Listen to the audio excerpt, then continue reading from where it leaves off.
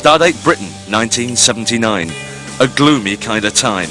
Endless strikes, rubbish piled on the streets, and ratto van for tea.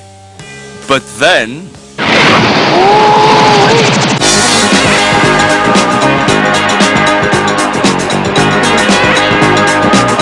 Suddenly, Buck Rogers appears, and it was like the GIs coming out from the Second World War. Everything was kind of rationed, and they were flashy, they had money, and sort of swept everyone off their feet. In a freak mishap, Ranger 3 and its pilot, Captain William Buck Rogers, are blown out of their trajectory into an orbit which freezes his life support systems and returns Buck Rogers to Earth 500 years later. Buck Rogers, was the definitive cowboy in space, but out of his own time. Based on a classic 1930s comic book and film serial, Buck Rogers was the disco era's favourite sci-fi show. A show with spaceships, retractable robots, laser guns, hot chicks, and terrifying representations of pure evil. Glenn Larson worked on the idea that pulp science fiction was very popular. They had the money to make it look quite good too. It was kind of, fast-moving, wham bam, thank you ma'am, sci-fi. Now then, let's see how you like a little old-fashioned red dogging. Gotcha! Buck is, your typical football player from the Midwest of America. All right, and let me show you some offensive tackle. It was Buck's offensive tackle that got him into more than one or two scrapes. Hi. Come here often? It really needed to star Burt Reynolds. Unfortunately, it starred Jill Gerard, who was one of those, walking planks of wood, who dominated American television in the late 70s.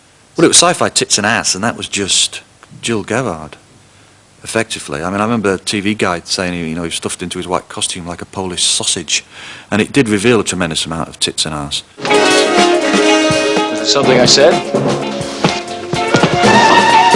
I know it. You're just in this for the kicks, aren't you? Be careful! We don't want him damaged! This is ridiculous!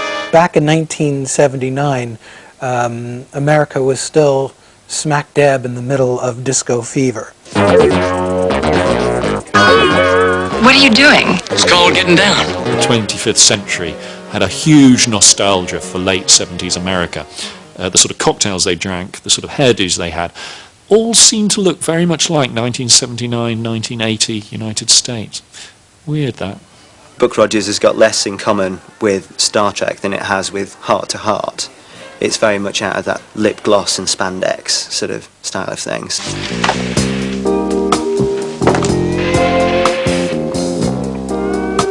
Hi. I sure like men in uniforms.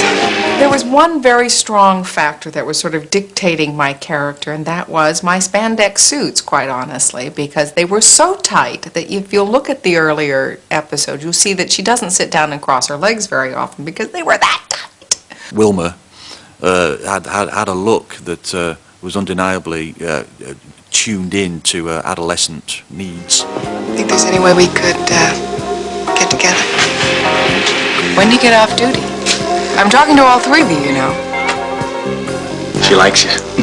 Wilma Deering, who just was the most beautiful woman that's ever existed. Apart, perhaps, from Ardala, Crown Princess of Draconia, Wilma's curvy nemesis, and the hottest woman in the universe. This is a broad, okay? This is all woman. There's nothing little girlish about her. What you see is what you get. You get it straight between the eyes.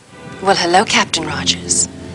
I must say, you're still looking fit. So are you, Princess. Yeah, the Princess Ardala did appear a little fleshy, but we wanted to appeal to an adult audience. Science fiction suffered from having thin audiences, so everything you could do to expand that audience was an imperative as a producer.